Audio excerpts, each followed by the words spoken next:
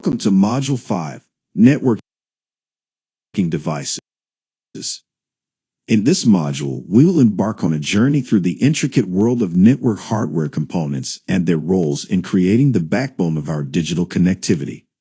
Our exploration will begin with an understanding of the fundamental building blocks of network infrastructure, network interface cards, NICs, repeaters, hubs, bridges, switches, routers, and wireless access points.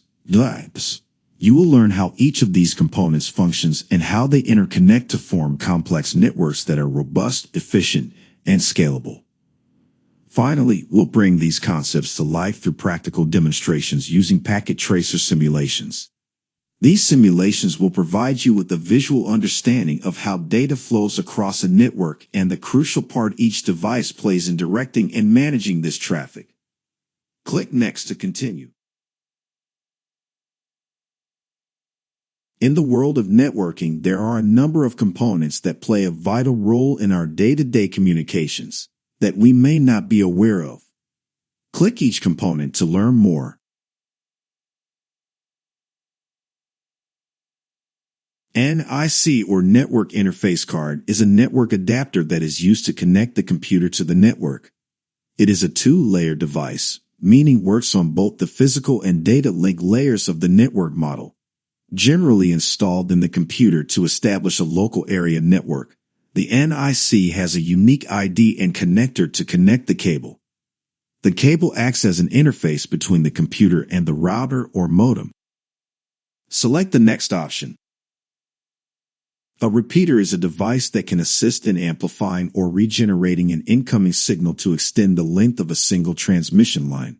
They operate at the physical layer of the OSI model.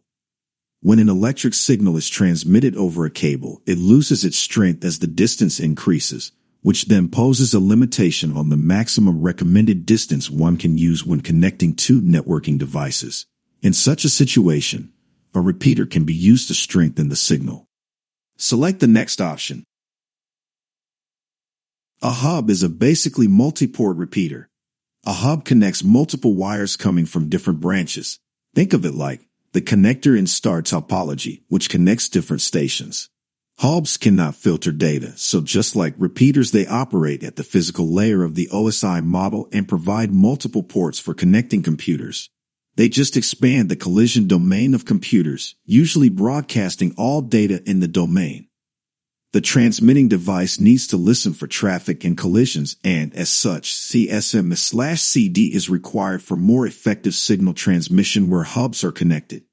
Hubs are not able to examine the data link layer addresses and make transmission decisions based on the addresses, however. Some hubs may detect collisions and basic network errors.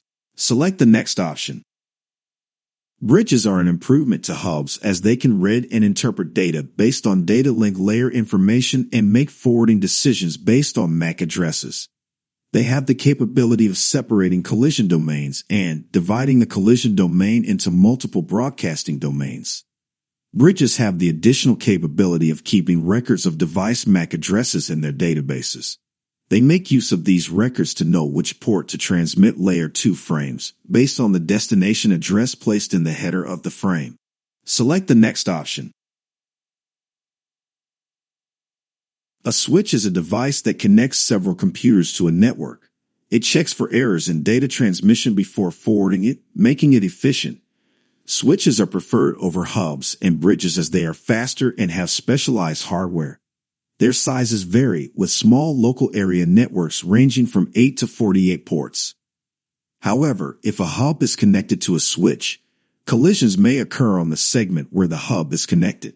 The switch port connecting to the hub will have to use half-duplex transmission, and CSMA/CD faulty network cards or interfaces on the switch can also cause collisions, resulting from sending faulty frames.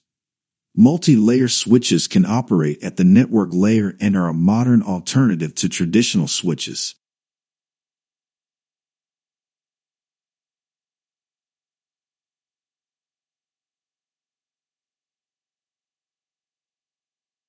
A router is used to connect and enable communication between two or more network segments. It is mainly a network layer device that connects LANs and WANs and has a dynamically updating routing table based on which they make decisions on routing the data packets. The router divides the broadcast domains of hosts connected through it. Select the next option. A firewall is a specialized network device that primarily performs the duty of allowing communication between computer devices. Communication that is not permitted by the firewall is not allowed to pass. Firewalls provide security to computer devices by preventing unwanted access from other network segments. Select the next option.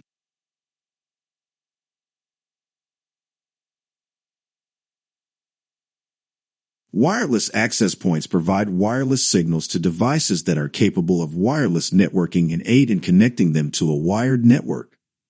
Wireless routers provide end devices with wireless signals as well as a means to connect to external networks.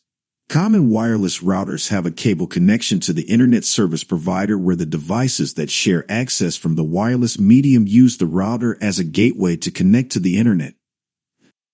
Select the next option.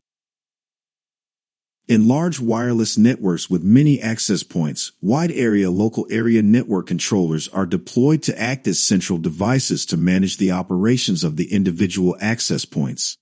All the access points are updated with a single set of configurations at the same time from the wide area local area network controller, hence easing the administration of the access points.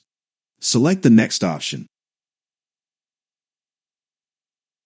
A modem, short for modulator-demodulator, is a hardware component of your network that helps your computer and other devices to connect. This device converts the digital data that the computer understands to analog data that is transmitted over the cable. Select the next option.